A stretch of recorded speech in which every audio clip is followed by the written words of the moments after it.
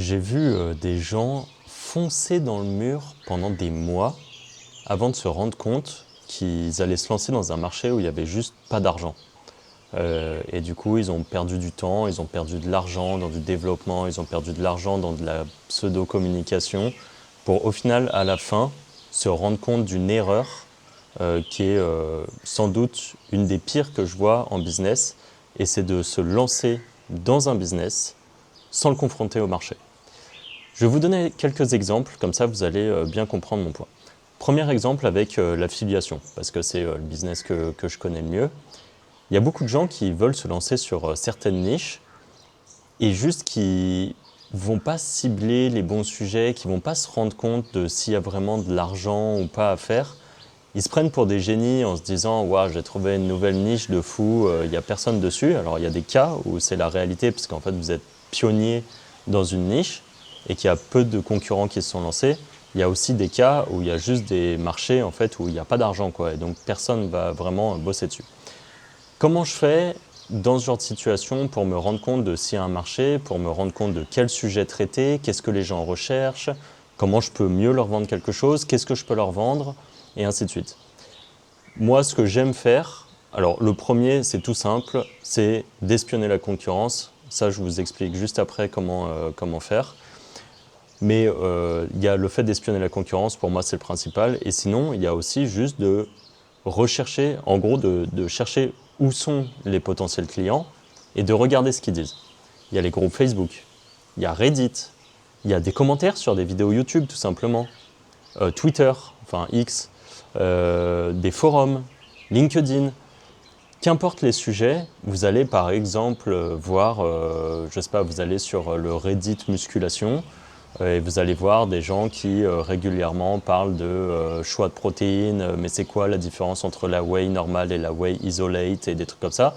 Tout ça, ça vous donne des idées de sujets, ça vous montre qu'il y a un intérêt pour ça et ça vous permet de vous rendre compte que si des gens posent ce type de questions dans une optique d'achat, bah c'est qu'à un moment ils veulent acheter quelque chose, donc il y a un marché. Mais il y a plein d'autres sujets où, là c'est un exemple comme ça, mais vous aurez compris la logique. Allez toujours, dans l'idéal, regarder où vous avez potentiellement des prospects et faire en sorte de voir un peu quels sont les questionnements qu'ils ont. Ça va à la fois pouvoir valider qu'il y a un vrai marché et ça va surtout vous permettre d'avoir plein d'idées de contenu, plein d'idées de choses à faire, notamment par exemple dans le cadre de l'affiliation. Eh bien, ça vous donne des idées de sujets à traiter, que ce soit sur votre site internet ou sur la chaîne YouTube. Et ça marche extrêmement bien. Le cas de espionner la concurrence, donc j'ai évoqué juste avant, on vous montre comment le faire dans la formation gratuite que vous avez en description. Regardez en description, en gros, il y a une formation gratuite sur l'affiliation qui vous apprend à faire de 0 à 1000 euros avec l'affiliation. C'est vraiment pour les gens qui veulent découvrir ce business et découvrir comment vraiment générer de l'argent. Dedans, en gros, on vous explique des outils que vous pouvez utiliser qui vous permettent à la fois de rechercher des niches. Donc en gros, qu'est-ce que c'est? En gros, la niche, c'est un secteur, un marché dans lequel il y a de l'argent à faire. Et donc nous, dans la formation gratuite, on vous explique. Le truc, c'est que là, je vais faire une vidéo qui va durer peut-être une dizaine de minutes. Et ça prend déjà peut-être une demi-heure ou trois quarts d'heure de vous expliquer ça. C'est pour ça que je vous invite à regarder dans la formation gratuite si c'est quelque chose qui vous intéresse et si vous avez envie de faire de l'argent avec l'affiliation. Et donc, dedans, on vous explique quels outils vous pouvez utiliser, comment traquer les concurrents, comment regarder potentiellement qu'est-ce qui leur apporte de l'argent, quelles sont les meilleures niches et comment tout simplement aller aux endroits où il y a le plus d'argent à faire, quoi, concrètement. Ça, c'est avec la formation gratuite. Dans les très grandes lignes, eh bien, on va vous expliquer où aller les chercher, ensuite les outils, comment bien les utiliser, et bref, c'est très complet. Pour ceux qui veulent vraiment aller plus loin, d'ailleurs, pareil, j'en profite, dans la description, vous pouvez regarder le système fantôme de la Wizard Academy. Il y a une petite vidéo explicative de ce que c'est, mais en gros, c'est notre formation qui est là payante, c'est plus sous format accompagnement, et on vous aide à atteindre 1000, 2000, 3000 euros par mois, aider avec l'IA, avec l'affiliation, sans avoir besoin de vous montrer. Et ça marche extrêmement bien. On a plein d'élèves qui ont des super résultats. Et donc là, c'est vraiment plus un format où on vous prend par la main et on vous montre tout pour réussir. Bref, Je vous donne un autre exemple de confrontation au marché et vous allez continuer à comprendre bien cette logique, notamment avec les SaaS. Aujourd'hui, peut-être que vous le voyez, que ce soit sur YouTube, que ce soit sur Twitter, sur LinkedIn, en gros, l'ère de l'IA, le fait qu'il y ait des Cloud Code, Codex et des outils comme ça qui ont permis à n'importe quelle personne lambda, comme moi, je me considère comme lambda sur cette partie-là, ça a permis à des gens en gros de pouvoir créer des outils qui sont vibe codés comme on dit, donc on parle avec l'IA et donc on peut créer un SaaS. Un SaaS, qu'est-ce que c'est? C'est un logiciel en ligne qui fait quelque chose. Avant, c'était réservé à des développeurs, il fallait des équipes avec des développeurs. Aujourd'hui, vous n'avez plus forcément besoin de développeurs en fonction des outils que vous pouvez faire. Et il y a plein de personnes qui, du coup, se sont lancées dans les business des SaaS. J'ai un peu cette vibe on a l'impression d'être un peu en 2017-2018 au lancement du dropshipping, où tout le monde voulait se lancer en dropshipping, c'était génial. Bah, là, c'est un peu pareil avec les SaaS. Tout le monde veut absolument lancer son SaaS parce que ça rapporte du MRR, comme on dit, c'est-à-dire de l'argent tous les mois, avec des abonnements. Je vois une quantité de gens qui lancent aujourd'hui des SaaS et à chaque fois je me dis, ils font tous la même erreur. Ils lancent un SaaS sans avoir aucune idée de si en face il y a potentiellement des clients. Encore une fois, comment on fait? En fonction du secteur de marché dans lequel vous allez lancer votre SaaS, le point le plus simple en général, c'est de décrocher son téléphone, taper le numéro d'un potentiel client, je sais pas, vous faites un SaaS par exemple pour les agences immobilières, et ben appelez des agences immobilières. Vous allez tomber sur des gens et vous allez leur dire, bah voilà, moi je suis en train de développer tel outil, est-ce que c'est quelque chose qui pourrait vous intéresser? N'essayez pas de leur vendre quelque chose maintenant, enfin vous pouvez si ça a l'air de les intéresser, mais prenez juste du contact et essayez juste d'échanger avec eux en disant, bah voilà, je pense que pour les agents IMO, il y a telle problématique. Et là, peut-être qu'ils vont vous dire, mais pas du tout. Et puis, de toute façon, on utilise tous un outil qui est déjà gratuit et qui permet de faire ça.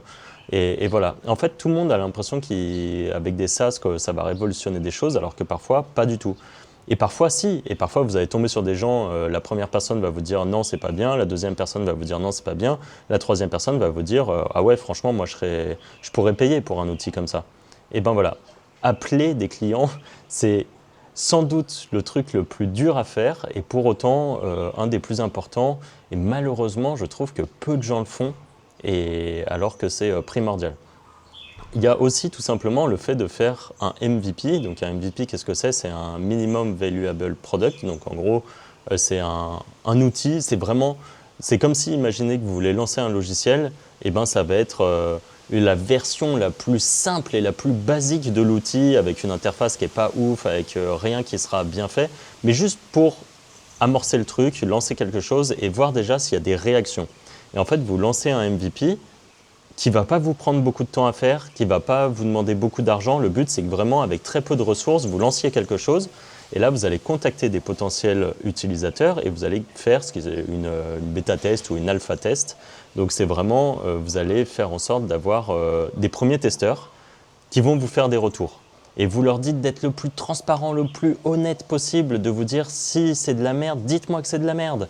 Et avec ça, vous allez tout de suite pouvoir savoir si vous foncez dans un mur et pouvoir rapidement soit réorienter le produit, soit changer des choses et ainsi de suite. Et ça va peut-être vous économiser 6 mois de travail avec entêtement de vouloir faire quelque chose.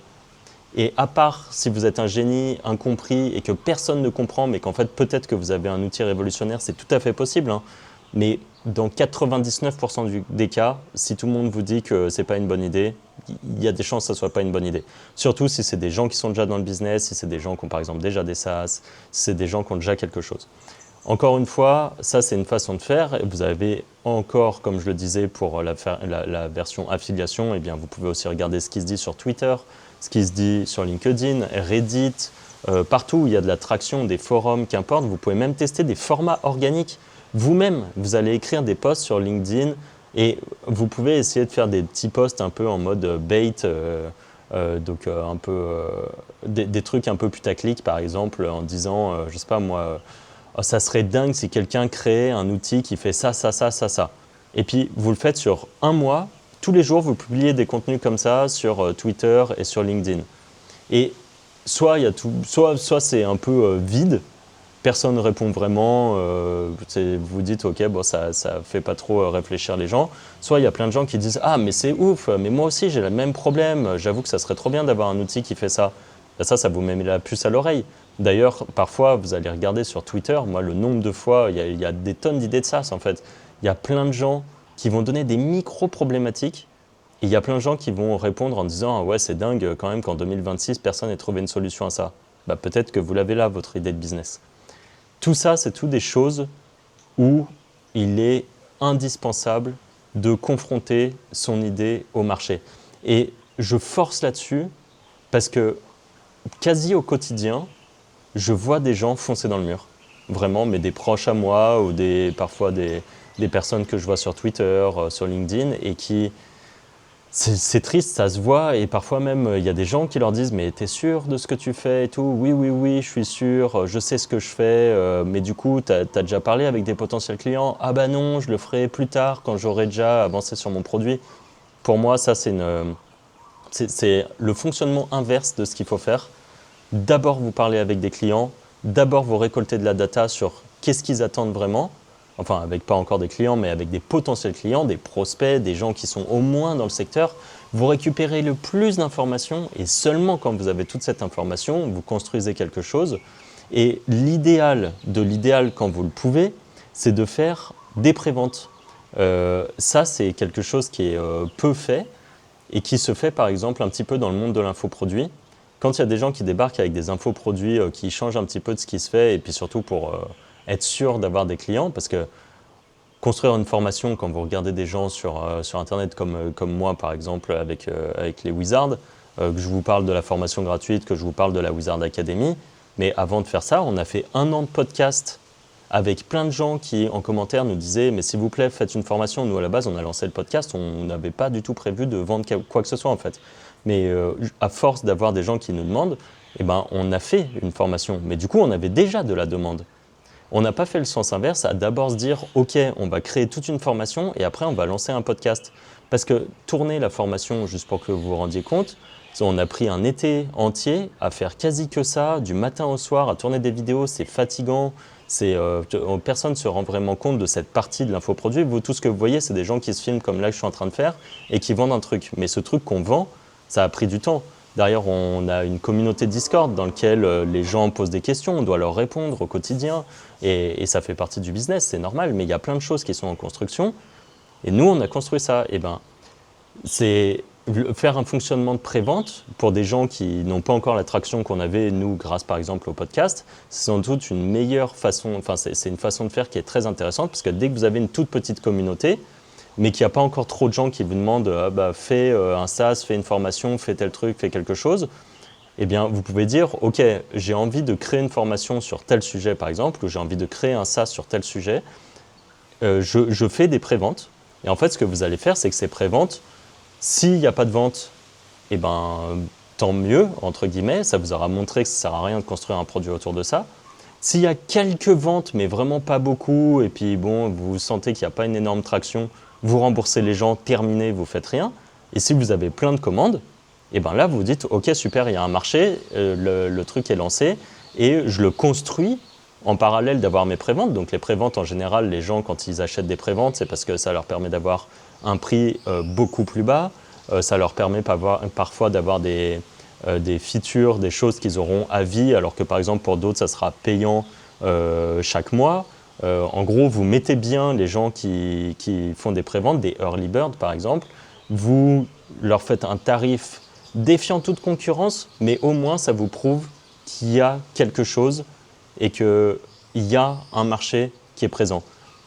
Gardez en tête, ne faites pas les choses à l'envers, faites les choses dans le bon sens, ça vous évitera de perdre 6 mois à foncer dans le mur.